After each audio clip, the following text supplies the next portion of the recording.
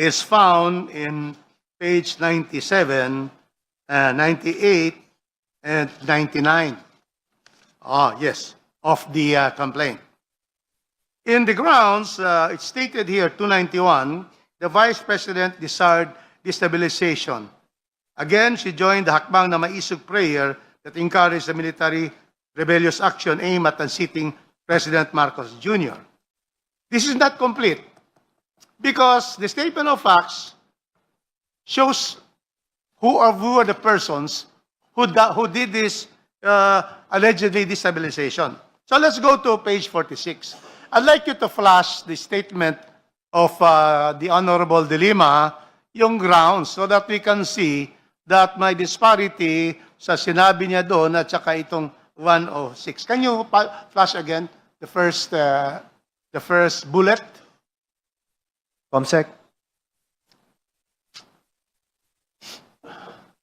Yes. Okay. Here, the first one. So this, okay, very clear. On January 20th, VP Sara joined the hakbang na may isog prayer in Davao City, where former president, so here there is no former president in the grounds.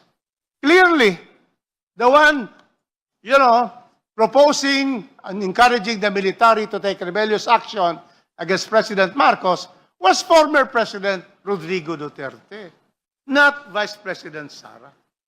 So very clear. In their own allegations, page 110, former President Rodrigo Duterte encouraged the military to rebellious action. There is no allegation here that the Vice President took the microphone and said, let us therefore take rebellious action against the President. So therefore, there is no basis for this to hold the Vice President accountable.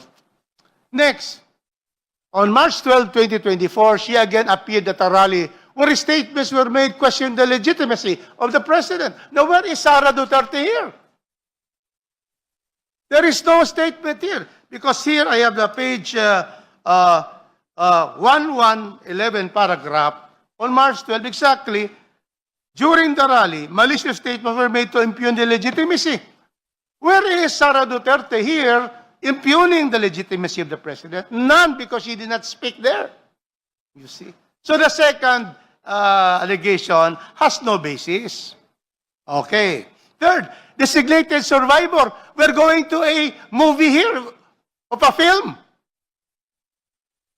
We're using here the film to be a part of impeachment, the designated survivor. So therefore, there's no basis. Designated survivor. It can just be stated, as a matter of, that movie of designated survivor.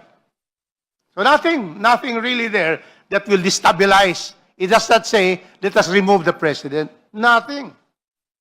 Okay, then let's go to the third one. Here. The 113. Can we go to the next one after designated survivor?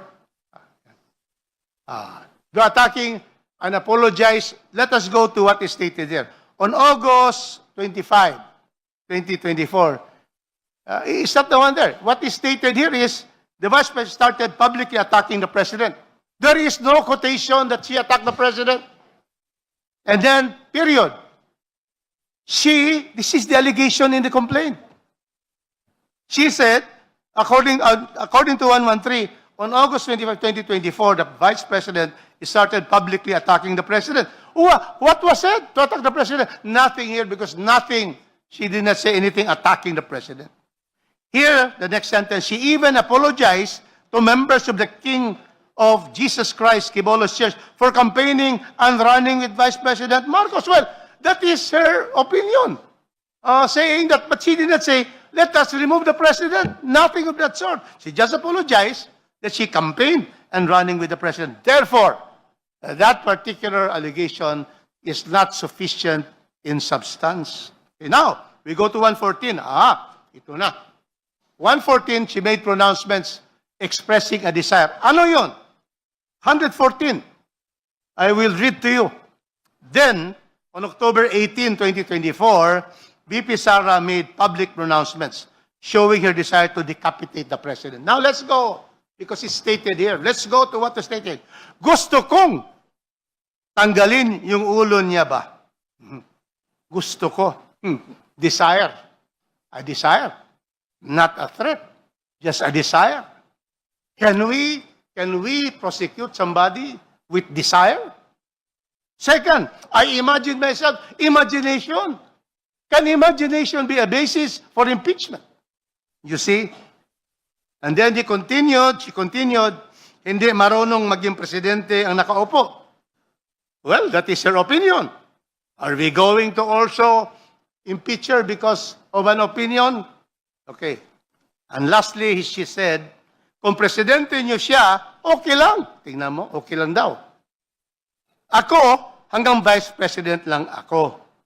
Hanggang number 2 lang itong bansa na ito. Wala itong number 1 para sa akin. So she's not recognized. So, but is this therefore impeachable? Madam Chair, we believe that ground number 6 has no sufficiency in substance to say that she is destabilizing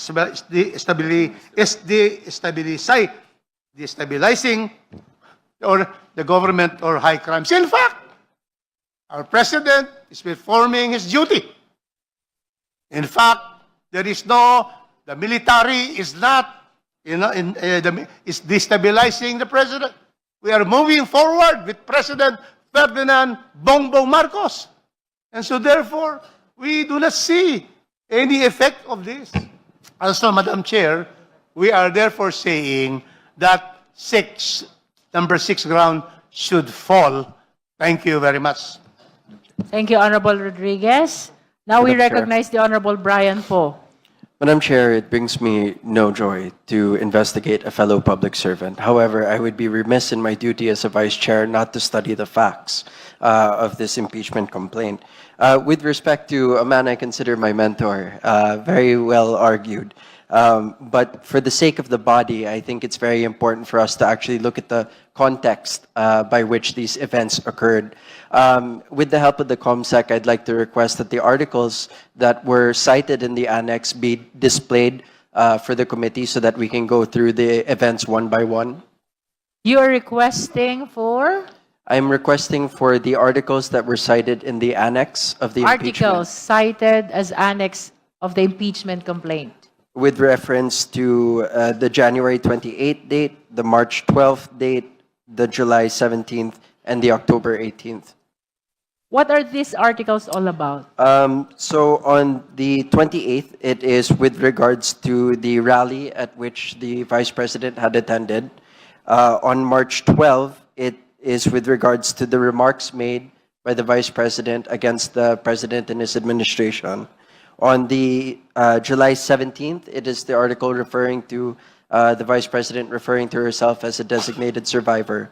And shortly after, on October 18, the article referring to when the Vice President had the desire to decapitate the President.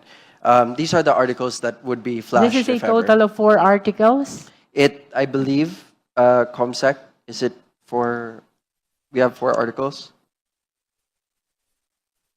4 articles? 3. 3 articles. 3 articles. Okay, so with the indulgence of 2 articles, 2 articles. with the indulgence of the justice members, we would like to show the articles per request of the Honorable Vice Chair Brian Poe.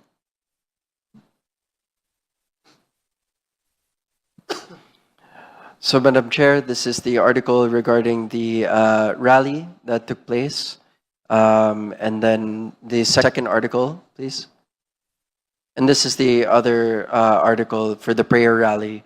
Now, with the indulgence of the committee, since what's being discussed here is are these dates, would it be possible for us to use the video clips that show the actual incidents themselves? Because if we're going to sit here and read the articles, it might be quite difficult.